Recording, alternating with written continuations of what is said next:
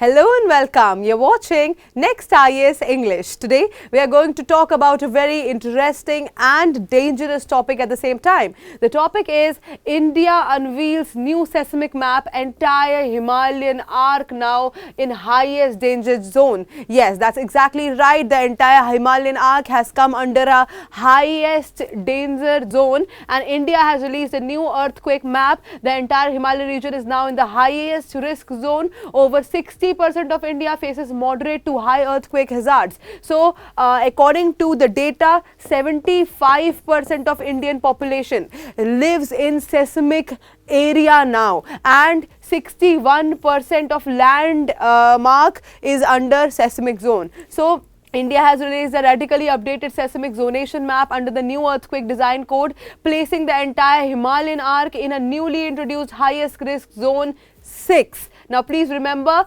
zone 6, and for the first time, and reshaping the country's understanding of earthquake exposure by showing that 61% of India now lies in moderate to high hazard zones, a shift that redefines how buildings, infrastructure and urban expansion must respond to the persistent tectonic stresses beneath some of the most densely populated regions in the subcontinent. Now, let us go through this topic in great detail and understand. First, let's understand the UPSC relevance of the topic, why it is relevant for your civil services examination. So, firstly, it is very important for GS paper 1 geography because earthquakes, plate tectonics, Himalayan orogeny, seismicity and natural hazards in India, all of these are geography related topics and very important keywords as well. Then GS paper 2 governance perspective, it becomes very important, building regulations and disaster resilient urban planning, and cooperative federalism and disaster response, again very important keywords that you need to go through. And then GS paper 3 disaster management, so BIS seismic standards,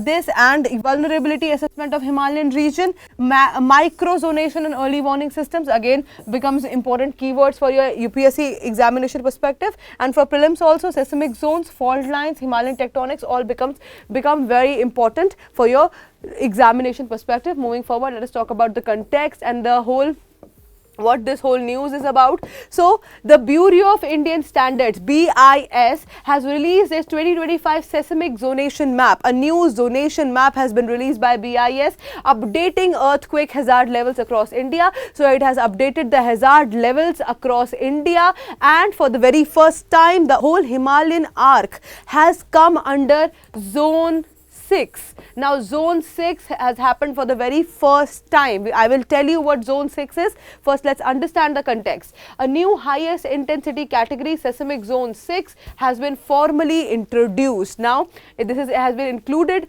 Uttarakhand has been placed under zone 6. Now, for Uttarakhand, it has become a very dangerous and risky situation, marking it as one of the most earthquake prone regions. Now, Uttarakhand has become one of the most earthquake prone regions, but Uttarakhand is not the only state. I will talk about the other states who have high risk as well in the video now.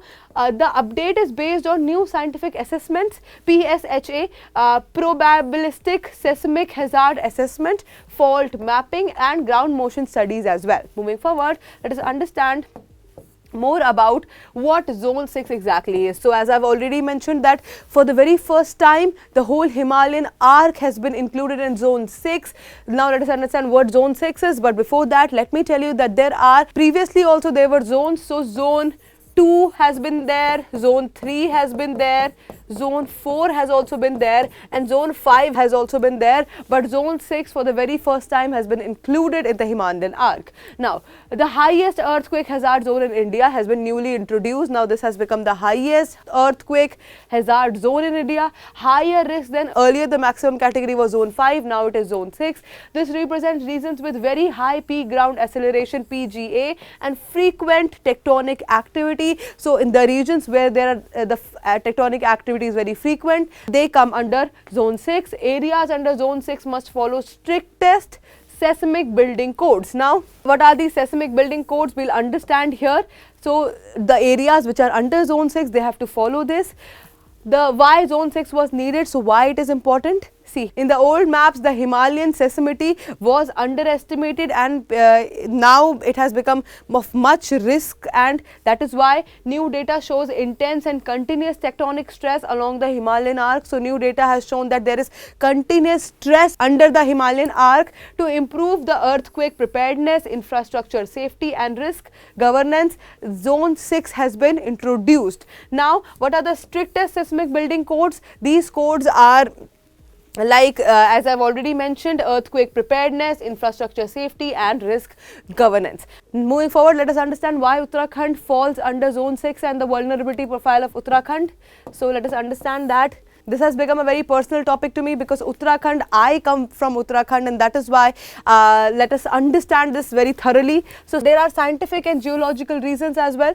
Lies in the central Himalayan seismic belt, the most active part of Himalayas. Now, Uttarakhand lies in the central Himalayan seismic belt, that is the most active part of the Himalayas, and the presence of major active faults. There are presence of major active faults inside. What are these active faults? These active faults are main central thrust, main boundary thrust and main frontal thrust. These are major active faults under Uttarakhand, this belt, central Himalayan seismic belt. Okay. Now, there is identified seismic gap region storing potential energy for a major earthquake. So, there have been identified seismic gap where there is potential energy for a major earthquake to happen in Uttarakhand. Now, let us talk about the historical earthquakes that have happened. In 1991, Uttarkashi earthquake, the magnitude was 6.8. In 1999, in Chamoli, the magnitude was 6.6. And frequent tremors have been indicate continuous stress accumulation. So, there have been frequent tremors here and there after that also. Now, let us understand the vulnerability profile of Uttarakhand. Geographic and structural vulnerabilities include young, unstable Himalayan terrain, landslide prone slopes. We all know that Uttarakhand is highly landslide prone. Valley regions amplify ground motion. So, there are valley regions also that amplify the ground motion, and rapid unregulated construction keeps on happening in the forest. Now, there are social vulnerability as well. High tourist load. The tourists are very much, they go there, go to Uttarakhand, and then dense settlements in river valleys. There are dense settlements in river valleys, limited evaluation routes. So, the evaluation routes are also limited, and aging infrastructure. So, the infrastructure is very old, it's aging, that is why it becomes very vulnerable. Bridges, roads and temples. Alright.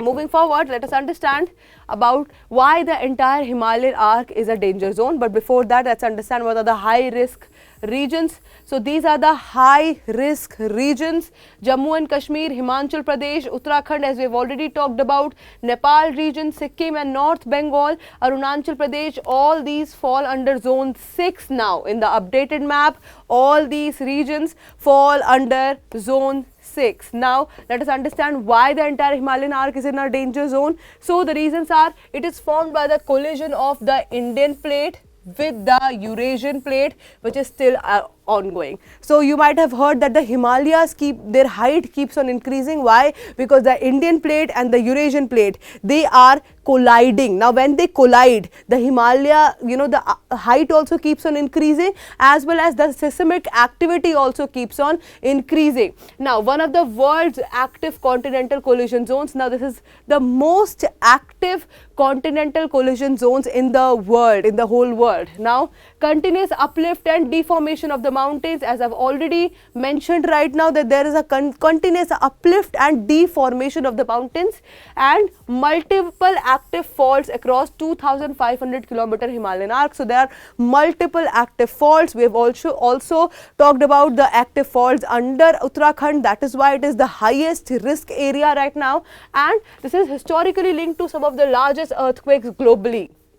So, the Himalayan arc has had a history of largest earthquakes globally. Alright, moving forward, let us talk about the MCQ for revision. So, we have already covered most of the topic, and we have covered it multidimensionally. We have talked about that how 75% of the population right now in India is living in high seismic zone area, how Uttarakhand has become the highest risk zone because of 3 major faults inside under Uttarakhand, and then we have also talked about why 6th zone has been kept in some of the parts of Himalayan arc, and why Himalayan Himalayan arc is a very earthquake prone region. Now let us talk about the MCQ for revision. So let us understand.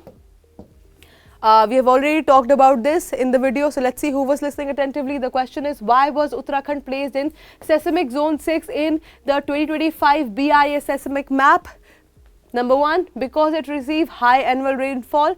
2, because it lies in the central Himalayan seismic belt with multiple active thrust faults. C, because of high tourism and population density. D, because it is close to the Indian Ocean. Now, I want you all to answer this in the comment section below and stay safe wherever you are. And I really hope that everybody is safe. And that is it for today. I will see you in another deep dive video. Until then, bye-bye. Take care.